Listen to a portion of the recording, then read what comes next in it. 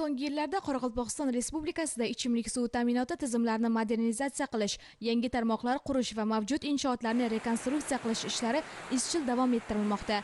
Jumladan, Nukus hamda Beruniy tumanlarida olib borilayotgan qurilish va yangilanish jarayoni aholi turmush darajasini sezilarli darajada yaxshilamoqda. Nukus tumani aholisi asosan birinchi sonli Nukus suv taqsimlash inshootidan ichimlik suvi oladi. Bugungi kunda tumandagi madaniyat, Kerder va Abadan suv taqsimlash inshootlarini yangilash, shuningdek, yangi suv tarmoqlarini qurish ishlari jadallik bilan olib borilmoqda. Shu kungacha 192,5 kilometr ichimlik suv quvurlari tortilib, suv ta'minoti sifati sezilarli darajada yaxshilandi. Kешегі 5-6 жылға дейін баспаграннан алатығын едік. Енді мінекей таза суменен тәминлеу бойынша сондай бір жақсы өзінің бір орны менен уақыты менен сондай программалар болып, соның бәрі әмелге асып, қуанып жатырмыз. Қыс демей, жаз демей, сол судың жоллары қазылып, колодецлары құрылып, счетчиклары құрылып, бір үй, бір өзіне қандай қиын нәрсе, соның әмбесін мемлекет аталарша қамқорлығына алып, ыссы су, суық суымыз бар, таза суымыз бар. Енді бұл айтып болмас дәрежеде деп айтамыз оған. Соның бәрі міне көзге көрініп тұрған нәтижелер. Суымыз таза. Өмірінде водопровод суын ішіп көрмеген қожалықтарым бар еді. Бүгінгі күнге келіп, Құдайға шүкір, міне үйлерімізге кірді. İşke kırgızып aldık, kükna içinde turuptu, açsan ağadı, yapsan toktaydı. Bu öz-özünün bolup atkan yok. Elbette prezidentimizin bu gelge halkta razı kılamız deb aytıp atkan gaplarının bu ispatı bolup turuptu. Loyiha to'liq yakunlangach 4000 dan ortiq xonadon toza va sifatli ichimlik suvi bilan ta'minlanadi. Bugungi kunda tuman markazlashgan ichimlik suvi bilan ta'minlanganlik darajasi 90% ga yetgan.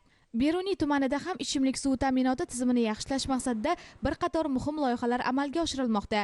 Hozirda To'qimachi mahalla fuqarolar yig'ini hududida Beruniy tumani suv ta'minoti bo'limining yangi imorati qurilish jarayonida.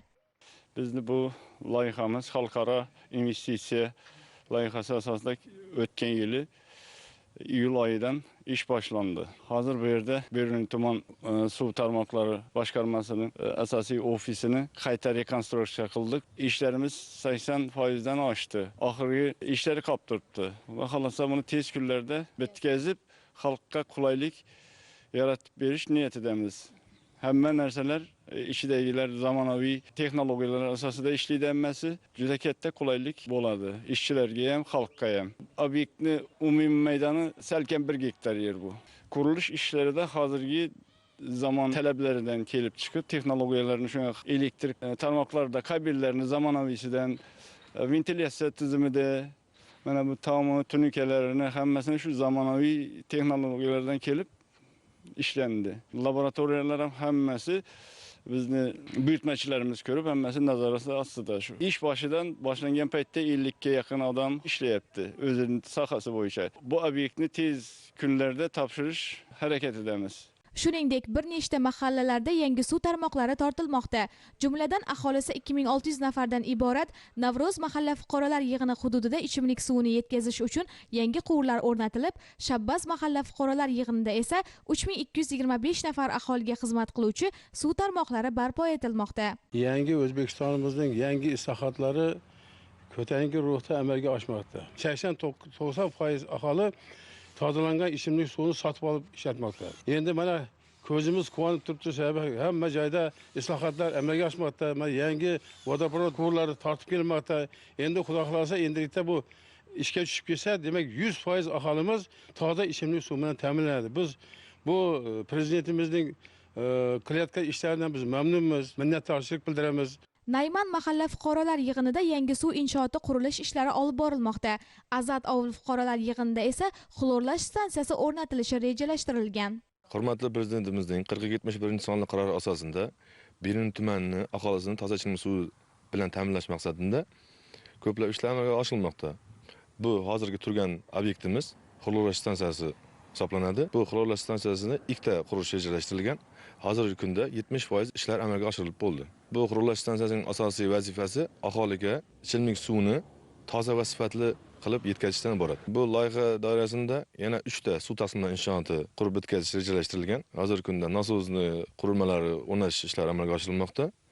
Shu ishlar amalga oshirilgandan keyin kelasi yil 2026-yil 3-chi chorakida aholiga ichimlik suv yetkazib beramiz. Loyiha doirasida 13.673 ta aholi ichimlik suv bilan ta'minlanadi.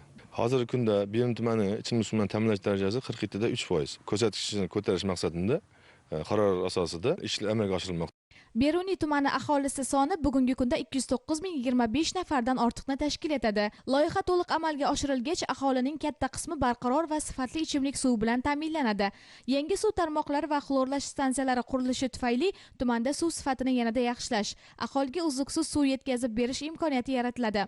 Aholining ichimlik suviga bo'lgan talabini to'liq qoplash nafaqat kundalik hayot sifatini oshiradi, balki ekologik barqarorlikni va sog'lom turmush tarzini ta'minlashga ham xizmat qiladi. Qoraqalpog'iston Respublikasining Nukus va Beruniy tumanlarida olib borilayotgan ichimlik suvi ta'minoti tizimini yangilash loyihalari mintaqa aholisi uchun muhim ahamiyat kasb etadi. Ushbu ishlar yakunlangach, minglab xonadonlar sifatli ichimlik suvi bilan ta'minlanadi.